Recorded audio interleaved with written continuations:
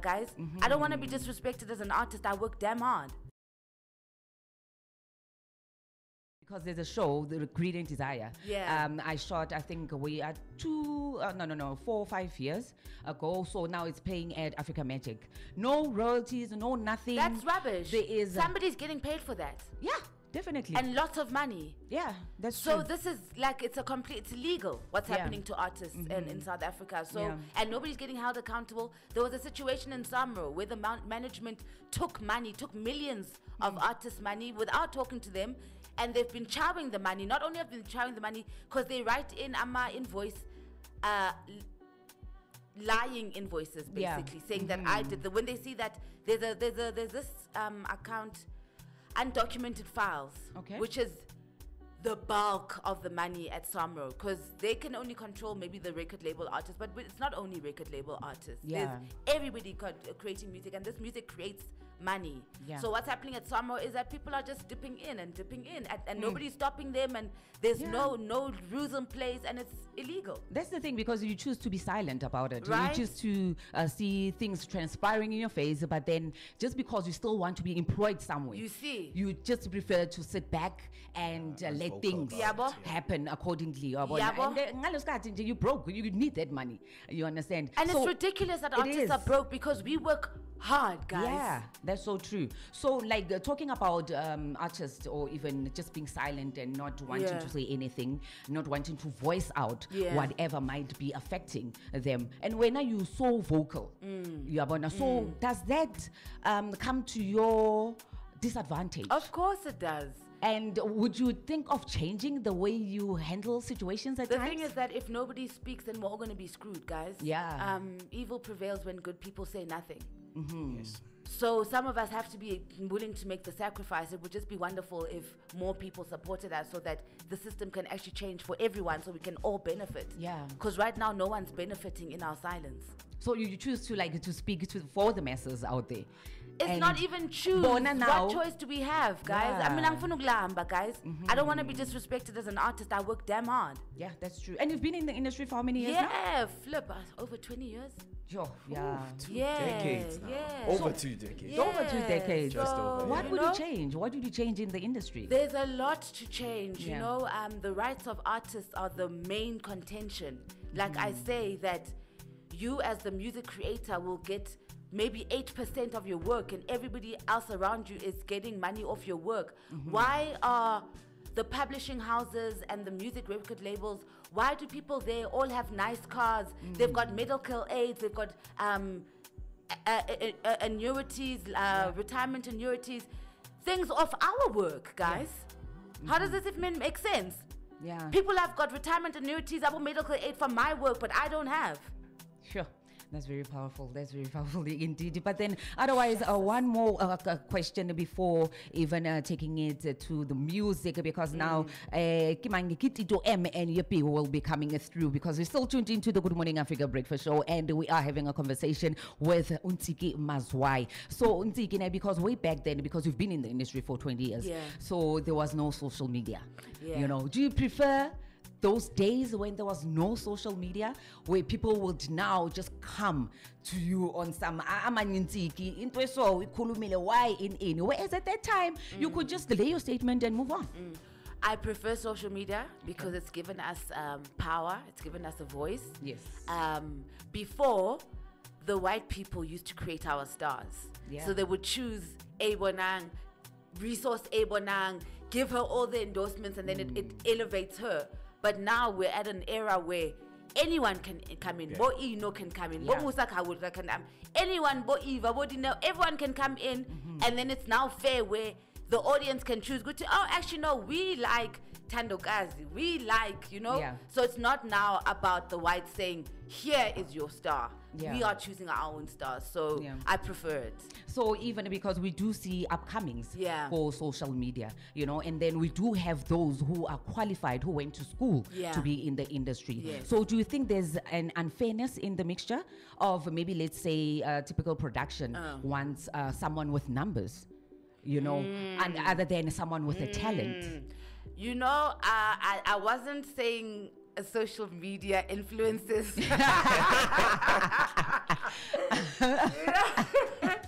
Because we really do have to respect the craft. Definitely. You know, I said that Yeah. You didn't train to be an actor for a social media person just to come in and do your job. Yeah. So what you've noticed now recently in South Africa is that the quality of the work we're producing is very mediocre because we've chosen people with numbers who don't actually bring gravitas or dignity to the product.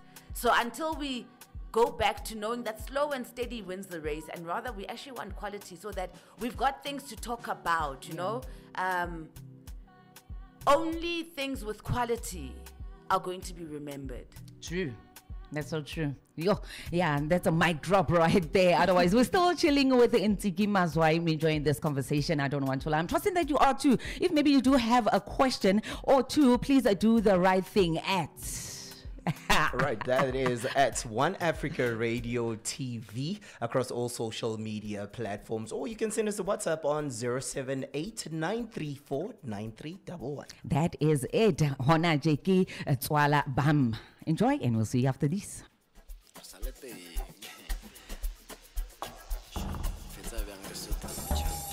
You're still tuned into the Good Morning Africa Breakfast Show, and it is 8:50 here in Johannesburg, South Africa. Good morning, Africa. Good morning from wherever you might be tuning from. This is Kagiso Rakosa coming through for the Good Morning Africa Breakfast Show, brought to you by One Africa Radio TV, all the way in Johannesburg, South Africa. We're still chilling with Ntsiki Mazwai. Kubitse Miss. I think, yeah, because I've matured, you know? I think, yeah. I've matured. Ntsiki's grown. Maybe madam, you know? Madam, I hate that. And then Lolo used to call me OC. I'm like thinking, again. Are you exposing or manje? Well, she's on CEO level now, so we definitely should. Yeah. We definitely should put some respect Some to respect. that. You know? Speaking of you being a CEO, Ntsiki Mazwai Media, let's talk all about that, what it is, when it started. And I know one of the true reasons started was to change the narrative. Where's it going and where do we see it the next few years? Okay, cool. So when I realized that artists are vulnerable, I was like, okay, as an artist, I've got to rebrand and restructure myself. Then it was the podcast journey. So to formalize that journey, because I want it to be an institution, I need Moya to even one day be a standing, living university. So I needed something to hold that concept. And even the social media marketing things that I did, I needed to bring all my talents under one umbrella so that we can do the invoicing and the taxing and the, you know, all the business stuff that is more focused. Because as artists, we haven't really focused on the monetary side and the capital side. Very true. Always the creative side. Yeah, and the thing is that it's actually not even our fault because we're engineered like that. You know, I genuinely was not built to chase money. So it would be nice to live in a world that respects that some people are built just to service the spirit of the human. Some of us are built just to be doctors. Some of us are built to be engineers. Yeah. And because everybody's getting paid their part because they're doing their part, can I also, as an artist, get paid for the part that I'm doing? You know what I'm doing? So once we put it in formal structures, maybe then it'll start making business sense to the business people. So I've had to just revamp myself, grow up a bit. Well, I'm not that good at the growing up part yet. But We're all figuring out. Trust every day we're like, oh, this is what happened in grown up ways. So now we're just trying to formalize the business side of the arts to make sure that other artists don't get exploited, and also being open about how I'm doing it and letting other artists know that, guys, now we're going to do it like this so that we protect ourselves, and you know. So that's what Ntsiki Mazwai Media is about. It's about creating a media house that is going to be a voice for Africans and for the African story, so that we can make sure that our history is not as distorted as it is now. But it goes as deep as to politics even and current affairs. Absolutely. It's spirituality, politics, African history. Those are the main focuses. because obviously that's what is affecting us. That's our day to day, you know. Our history, where we come from, is exactly what's affecting our politics today. So, yes, I call in all these leaders to come in and be like, yo, what's your story actually? What do you intend to do for us? And who are you as a heart? Because we've just got industries, and this industry of politicians that are leading us, we need to know who they are actually.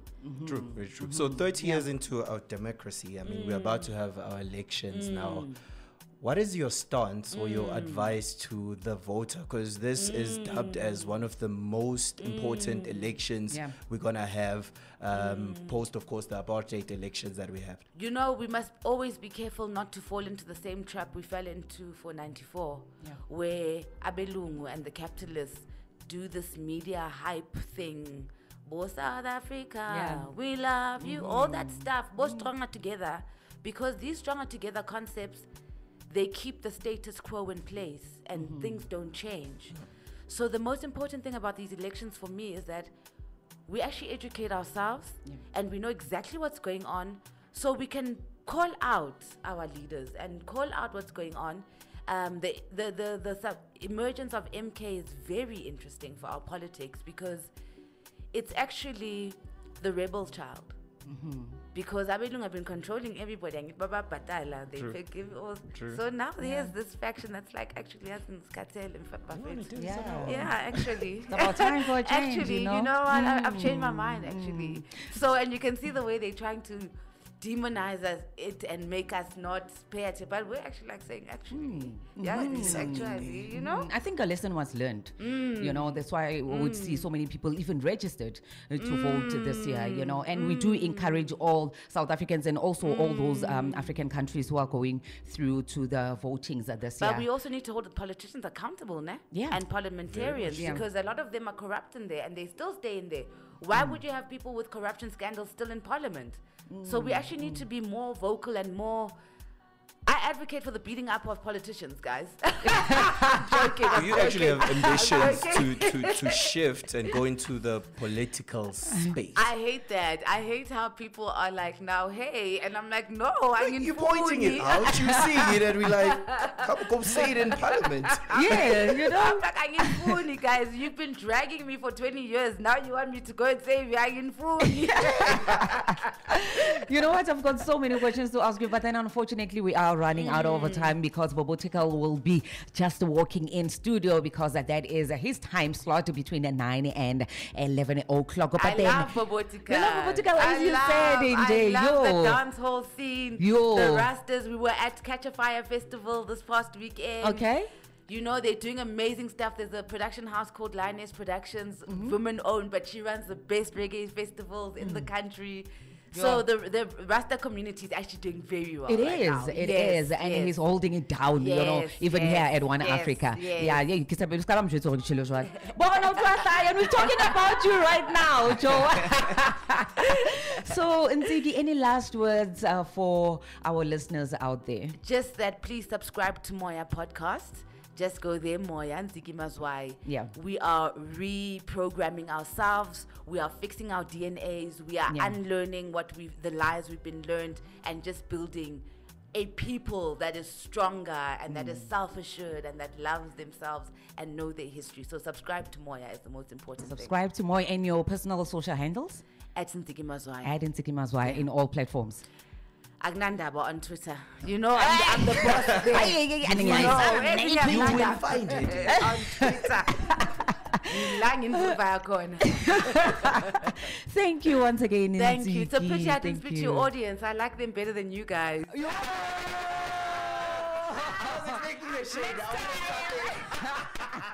I gotta be me, man. But then that's a promise for next time. If you promise us you're going to come back. Yes, I'm definitely Please coming back. I enjoyed this interview so much. That was Ntsiki Mazwai here at the Good Morning Africa Breakfast Show. And unfortunately, we have to be out of here because Bobotikal is in the building. So please stay tuned in. And normally he goes live. I was actually supposed to go live today, but then things are happening so quick and time flies and it waits for no one.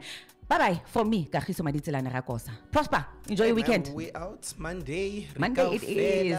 Doing and now Monday I'm not in, guys. So hold it down. I trust in you guys. You wake up the right way. Tune in, of course, on Monday to Friday, 6 until 9 a.m. for the Good Morning Africa Breakfast Show, brought to you by One Africa Radio TV.